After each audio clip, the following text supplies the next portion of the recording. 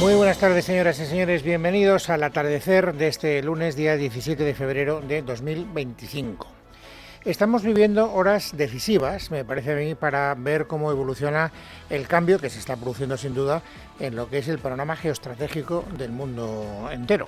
Saben que desde que Donald Trump es presidente de Estados Unidos, es decir, desde hace un poco más de un mes, pues las cosas están cambiando a gran velocidad, porque el presidente norteamericano ha llegado con prisa y además con unos modos muy imperativos y ha empezado a revolucionar el tablero. Saben que a instancias suyas se va a producir en breve una reunión entre el propio Trump y Putin para ver si son capaces de llegar a un acuerdo de paz en Ucrania. Y para preparar esa reunión, pues mañana se van a reunir el ministro de Asuntos Exteriores de Rusia y también el secretario de Estado norteamericano para ir preparando el terreno. La idea es alcanzar una paz que pacten, ojo, de manera bilateral, a solas, Rusia y Estados Unidos.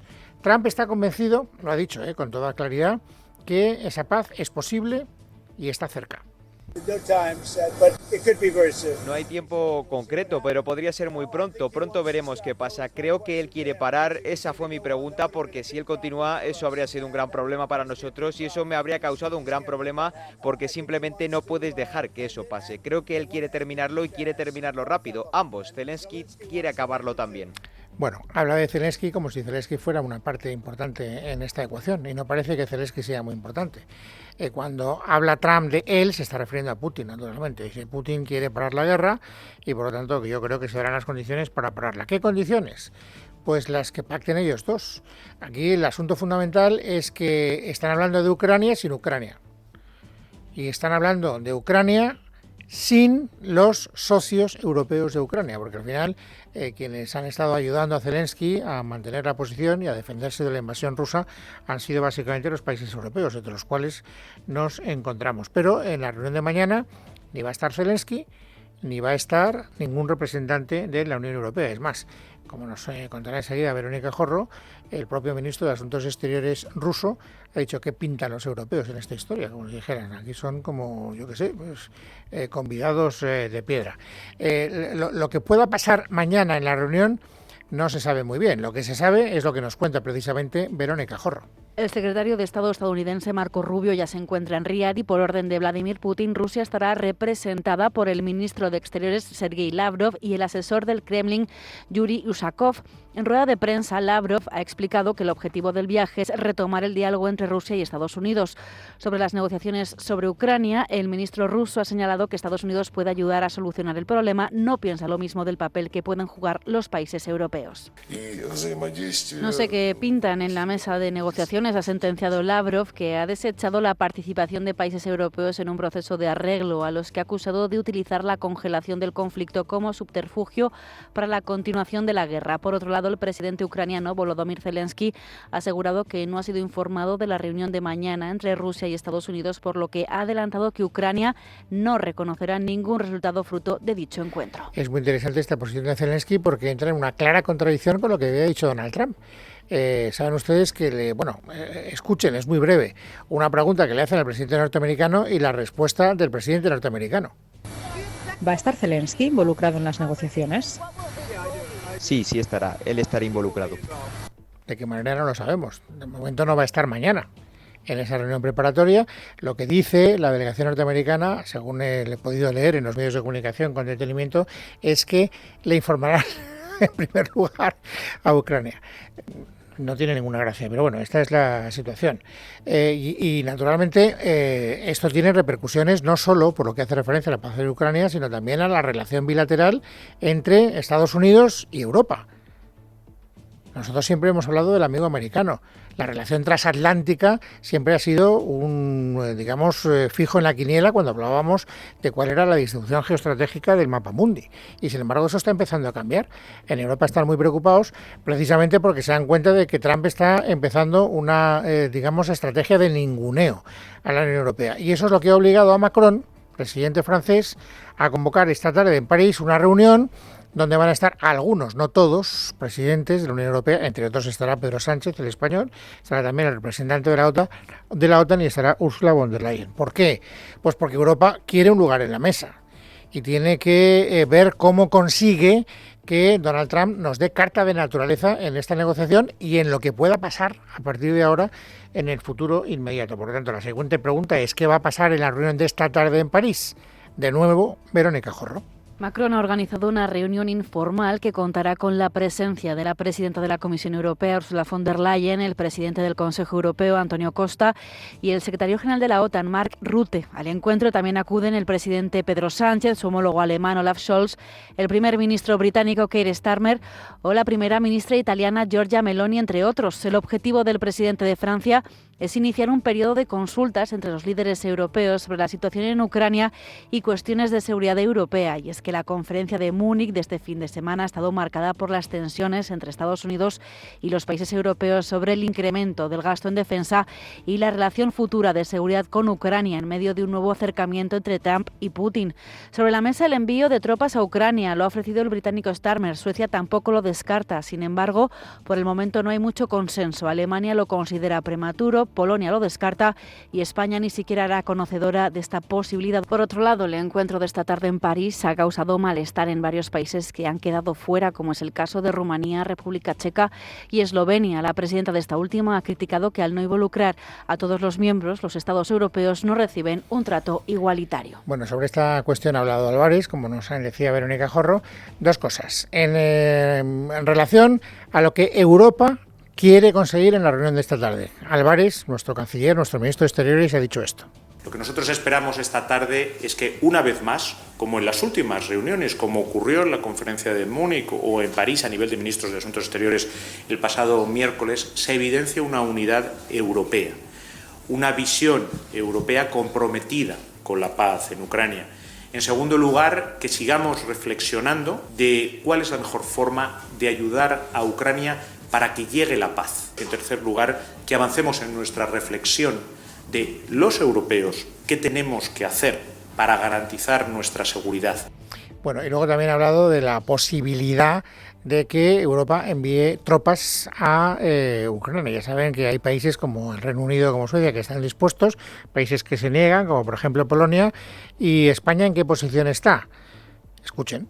Sobre el despliegue de tropas, es muy incipiente en estos momentos hablar de un despliegue de tropas en Ucrania. En estos momentos no hay paz y el esfuerzo tiene que ser lograrlo lo antes posible. Cuando tengamos la paz, habrá que ver qué condiciones necesita esa paz, y siempre que se habla de cualquier tipo de despliegue de fuerzas, tenemos que ver para qué misión, quién lo puede componer, bajo qué bandera, con qué mandato.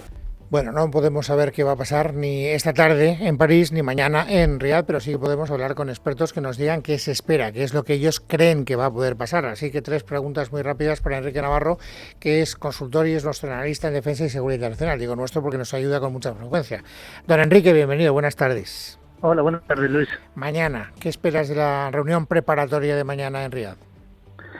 Bueno, yo creo que Estados Unidos se enfrenta al reto de una negociación que no se ha preparado. Y yo creo que antes de sentarse con todas las partes quiere escuchar de Rusia a qué está dispuesta a ceder y qué no, ¿no? Porque sin esa base es muy difícil que Trump se pueda sentar con nadie y exponerse a un fracaso. Con lo cual, la razón fundamental de la reunión de mañana es saber hasta dónde puede llegar con Rusia para saber si tiene que ir a una mesa de negociación a presionar a Zelensky o a presionar a Putin. Lo que pasa es que ya ha anunciado Trump que él ha visto a Putin, después de esa hora y media de conversación telefónica del otro día, muy dispuesto a alcanzar un acuerdo de paz. ¿Crees que eso se va a confirmar mañana en Riad? Yo creo que una primera conversación no puede pasar más de las buenas palabras y no creo que hayan entrado en ningún dato de detalle como para presumir de que hay algún contenido. Es muy difícil y todo va a depender al final de pues hasta dónde están dispuestos a ceder cada una de las partes, ¿no? Para Rusia ceder territorio que ha conquistado yo creo que es algo inaceptable, y para Ucrania que no haya cesión de territorio es algo inaceptable. En el punto medio puede estar la virtud, pero aquí realmente veo muy complicado que se den todavía condiciones para un acuerdo, y más sobre todo porque yo creo que en el fondo puede ser fácil alcanzar un alto el fuego, que es algo momentáneo, pero un acuerdo de seguridad a largo plazo está todavía muy lejos de alcanzarse. Vamos a la reunión de esta tarde, la de París, la de los europeos. ¿Cuál es tu expectativa, Enrique? Escasa. Yo creo que ahora mismo de lo que se trata es de armar algún tipo de frente, a un poco de pataleo, pero yo creo que no podemos esperar mucho más de buenas palabras y, por supuesto, el apoyo de Europa a Zelensky y a Ucrania. Y en ese sentido yo creo que ese tiene que ser el punto fuerte de Europa, que es no se puede llegar a una paz sin Zelensky, ¿no? Pero a partir de ahí no creo que haya ni medidas excepcionales, ni se acuerden despliegue de tropas, ni inversiones, ni ninguna decisión que la Unión Europea, como bien sabemos, pues lleva meses o años. Y déjame que te haga una pregunta que es una clave para entender lo que está pasando en el debate interno, en el nuestro, en el español, porque ahora vamos a escuchar lo que han dicho unos y otros, de unos partidos y otros, y hay algo que yo honradamente te lo digo con toda la humildad del mundo, no entiendo. O sea, el mensaje que empiezo a escuchar con más reiteración por parte de la izquierda es que la culpa de todo esto la tiene la extrema derecha. ¿A ti tiene sentido para ti esa afirmación? Bueno, yo creo que aquí se mezclan muchos intereses, ¿no? Obviamente, pues ha habido una extrema derecha en Europa que ha estado apoyada por Putin, pero yo creo que eso no tiene nada que ver. Yo creo que al final lo que busca tanto la extrema derecha como la extrema izquierda es debilitar a la Europa fuerte, a la Europa moderada, y en esto de Ucrania y de Zelensky han encontrado un nicho, tanto la ultraderecha como la ultraizquierda, para debilitar a esa Europa moderada que de alguna forma es su enemigo, ¿no? Enrique, gracias, un abrazo muy fuerte. Otro para vosotros. Fíjense hasta qué punto es confuso esto de la extrema derecha. Es que yo me he quedado bastante perplejo esta mañana cuando estaba escuchando de Acero y he escuchado la entrevista que le ha hecho Alsina a el ministro Álvarez. Y entonces fíjese lo que ha dicho Álvarez. Europeos y norteamericanos hemos construido juntos eso que en diplomacia se llama un orden mundial, y lo construimos para enfrentarnos a las fuerzas de extrema derecha que querían aniquilar Europa, los valores democráticos de Europa. O sea, que la Guerra Fría era para combatir a la extrema derecha, no lo entiendo. O sea, que algún experto me lo explique, porque es que de verdad no lo entiendo. Y hay otra cosa que tampoco entiendo. Cuando hablan desde la izquierda de la extrema derecha, ¿están hablando de Trump o están hablando de Putin? Porque depende a quién escuches, uno le adjudica ese calificativo a uno o a otro. Por ejemplo, esta mañana estaba hablando la secretaria de organización, no es la secretaria de organización, la portavoz de la Ejecutiva Federal del Partido Socialista, la señora Peña, y decía en voz alta esto. Para pedirle al Partido Popular que rompa con todos aquellos que quieren hacer caer a Europa desde dentro. Y es que este no es un momento adecuado para las medias tintas. O se está con Europa o se está con los que quieren una Europa mucho más debilitada. Pero ¿a quién se está refiriendo? Porque es evidente que se está refiriendo a Vox, ¿no? Lo que le está pidiendo al Partido Popular es que rompa con Vox, porque Vox es el socio de los que están planteando esta cuestión. Pero es que a Vox se le está criticando a la vez de ser el amigo de Trump y el amigo de Putin. Por lo tanto, ¿de qué Vox estamos hablando? ¿O es que estamos culpando desde el Partido Socialista y desde el gobierno a Trump de toda esta historia? Y por eso le decimos hay que romper con el que es amigo de Trump, que es en este caso Vox. Si uno escucha a Sumar, si uno escucha a Yolanda Díaz, llegaría a la conclusión de que con quien hay que romper es con el amigo no de Trump, sino de Putin. Sí, cuando decíamos que Putin era el aliado de la extrema derecha, es que es verdad. Es que es así. No teníamos ninguna duda. Incluso sabíamos que si ganaba Trump, esto iba a pasar. O sea, no sé muy bien de verdad cuál es el cuadro que están dibujando. No sé si es que meten en la misma ensalada a Trump y a Putin como dos exponentes de la extrema derecha. No sé si es que para unos la extrema derecha es uno y no el otro, o al revés. O no sé si al final la Alianza Atlántica nació para, no sé, ponerle trabas al crecimiento de Abascal. O sea, no, de verdad que no me entero, y lo digo con toda honradez, y lo digo con humildad. Bueno, el caso es que lo único que está claro es que todos los discursos que llegan desde el Partido Socialista y desde el partido de Sumar, la coalición Sumar, van dirigidos a Vox. Vox es el malo de la película, si lo tenemos que contar desde el punto de vista de lo que es el relato nacional de la política doméstica nuestra española. Y naturalmente Vox se defiende. ¿Y qué es lo primero que dice? Pues que desde luego ellos no son amigos de Putin. Escuchen a José Antonio Fuster. Yo creo que podría salir aquí en rueda de prensa con una bandera ucraniana envuelta en la cabeza y, no sé, gritando vivas Ucrania, y da igual porque seguiría viendo gente que diría que nosotros somos prorrusos. No lo somos, no lo somos. Dice claramente que no. Es más, él no tiene, sin embargo, ninguna dificultad en dar a entender que ellos son pro-Trump. De hecho, hablan muy bien de Trump. Tienen todas sus esperanzas depositadas en el presidente norteamericano. Trump, la verdad es que tiene fama de un buen pacificador y de un buen negociante. Es un negociador. Bueno, pues es lo que necesitamos, gente que tome iniciativas para acabar con una guerra. Y mientras tanto, que está el Partido Socialista, desde luego, en no darse por aludido a esta invitación que hacían desde la Ejecutiva Federal del PSOE que rompa relaciones con Vox. No ha querido hablar de Vox el señor Semper.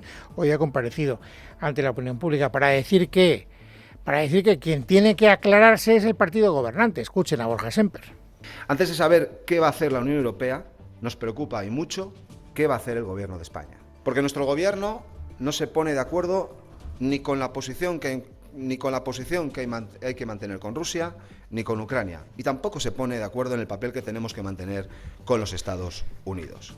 Le ha respondido, no directamente a estas declaraciones, pero bueno, ha entrado en el fondo de la cuestión que plantea Borja Semper, uno de los ministros más locuaces del gobierno, que es Óscar Puente, que sirve para un roto y para un descosido. Y esta mañana Óscar Puente ha querido explicar cuál es la posición española en el conflicto del que estamos hablando.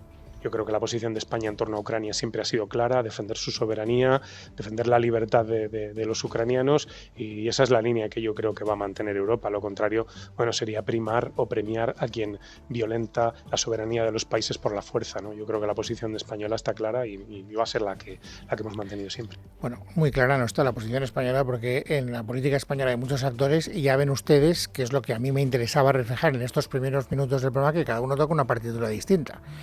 En el gobierno hay dos socios que opinan de manera radicalmente distinta. Quiero decir, el Partido Socialista y Sumar en esto para nada están de acuerdo.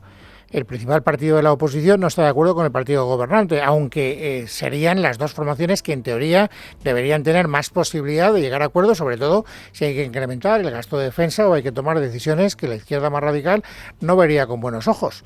Y luego está una formación política que va a ser decisiva para cualquier combinación de poder futura en España, que es Vox, que no se sabe si está alineada con unos o con otros, con Trump o con Putin. Pues si esta es la unidad que hay en España, imagínense ustedes cómo vamos a contribuir a la unidad, o sea, a la falta de unidad, por decirlo mejor, que hay en Europa. A mí, la verdad es que me lo tendrán que explicar con un poco de detenimiento, porque no soy capaz de entenderlo y, por lo tanto, y pido perdón, tampoco soy capaz de explicarlo. Bueno, y si nos asomamos a otras noticias destacadas hoy en nuestro país, nos vamos a encontrar, como siempre, con la corrupción. Hoy hay una noticia interesante, porque Víctor de Aldama, el hombre que tiró del amante y que está poniendo en tantos apuros a Ábalos, a Koldo García y a tantos otros miembros del gobierno, ha vuelto a llevar pruebas, dice él, ante el juzgado. Y ha enseñado pantallazos de su teléfono móvil y ha puesto a disposición del juez algunas pruebas que, según él, vuelven a acreditar que todo lo que ha dicho hasta ahora es verdad. Y básicamente que el señor Ábalos y el señor Koldo se pusieron morados a la hora de cobrar comisiones de obra pública cuando el señor Ábalos era ministro precisamente del ramo. Ha dicho otras muchas cosas más, porque al juzgado le ha dado un informe de 64 páginas y en ese informe se habla de bastantes cosas. Ángeles Hernández.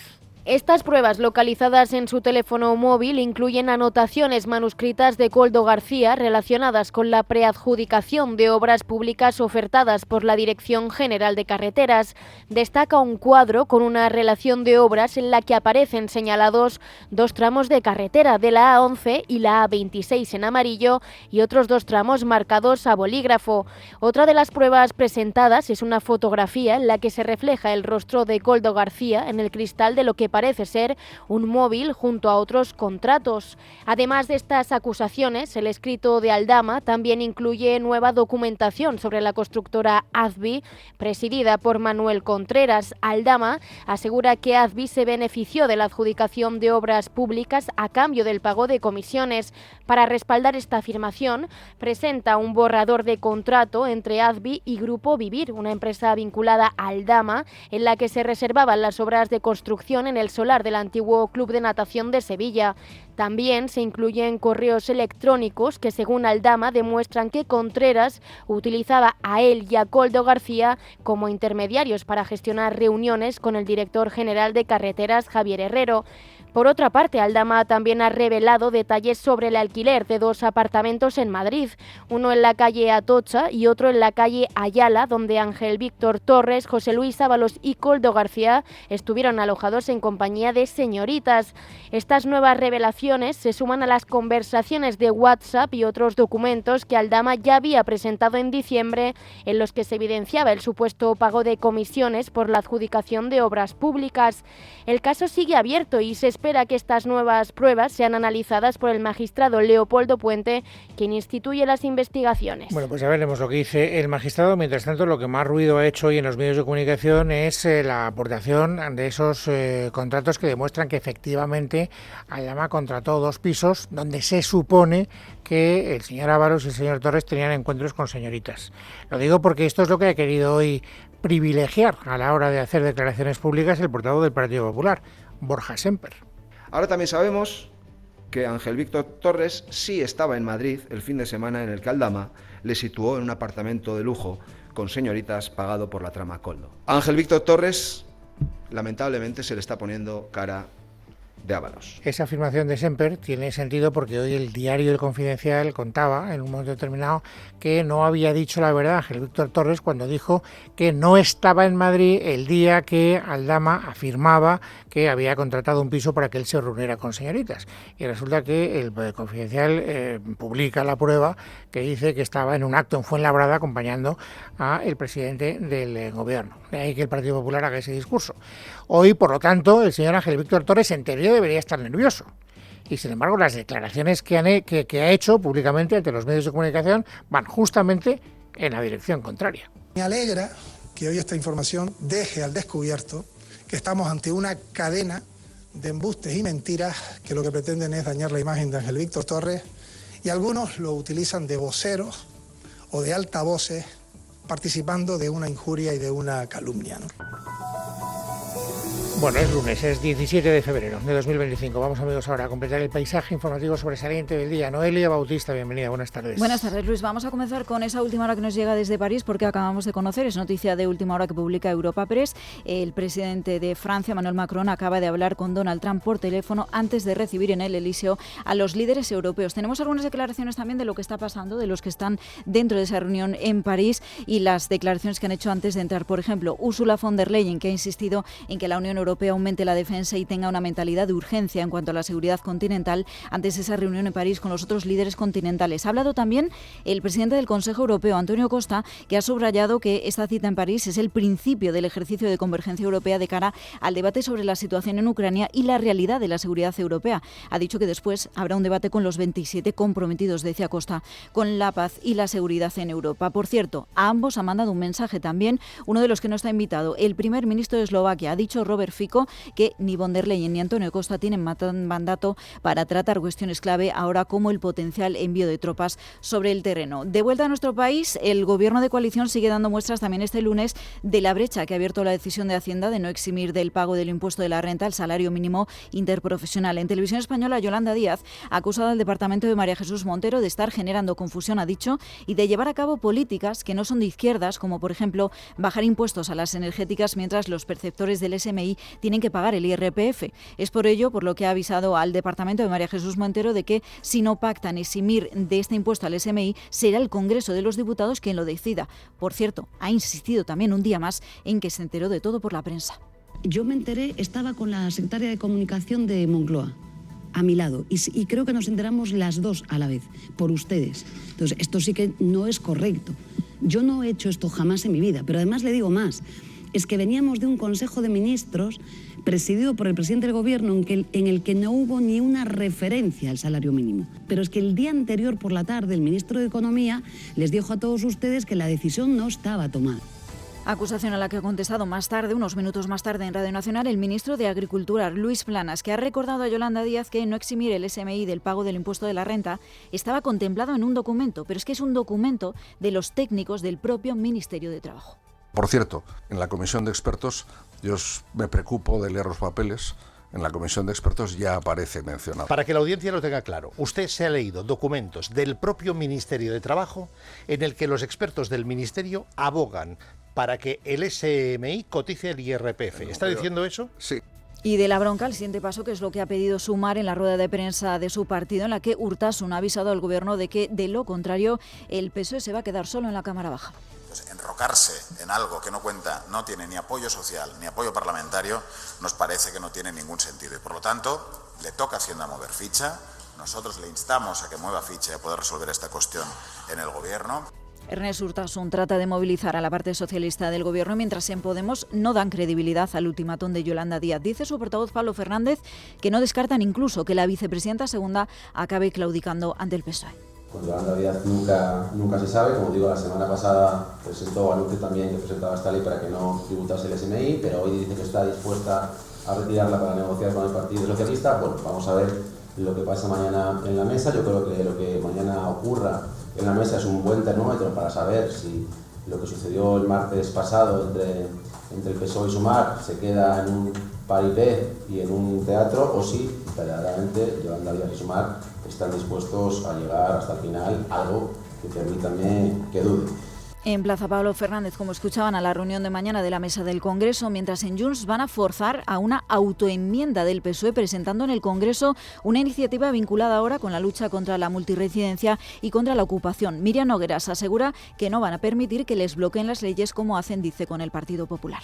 Hemos registrado esta propuesta para acabar definitivamente con las ocupaciones y de manera inmediata. Hasta ahora el señor Pedro Sánchez y el señor Illa se han posicionado, y el señor Colboni también, junto a la demagogia y el populismo. Esta ley se deberá votar, por tanto estos partidos, el PSOE y el PSC, se tendrán que posicionar, tendrán que votar y tendrán que decidir si se ponen al lado del populismo y la demagogia o se ponen al lado de las personas, al lado del pequeño propietario.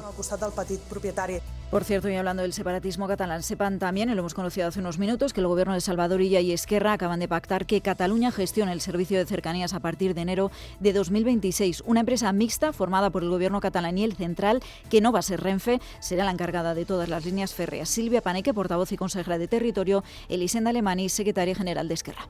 Esto lo que significa es el acuerdo para tener una nueva empresa, un nuevo modelo de gestión del sistema de Rodalies a Cataluña, una empresa con una participación mayoritaria del Govern de la Generalitat de Cataluña. Sí, hoy es un gran día, este es un paso definitivo para que Cataluña gobierne sus trenes, su red de trenes, para tener un mejor servicio para la ciudadanía de Cataluña, con más recursos, una gestión de proximidad. Este es un acuerdo al que llega Esquerra Republicana en su día con el PSOE y también con el PSC en Cataluña.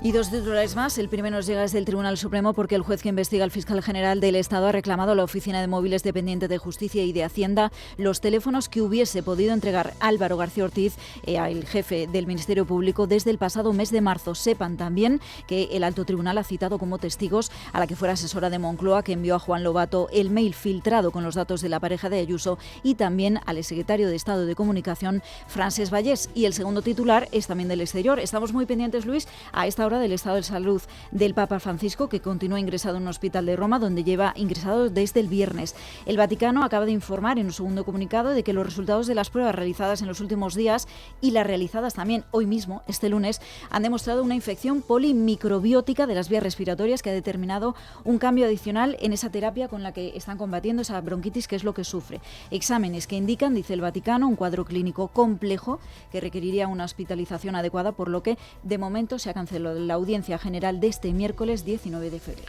Bueno, pues dentro de un ratito hablaremos con el responsable de ABC en Roma, porque yo creo que hay bastantes eufemismos y habrá que saber cuál es el alcance de la gravedad de la afección del Papa, que dada su edad, pues no hay que tomarse a broma. 88 años. Gracias, Noelia, un saludo muy cordial.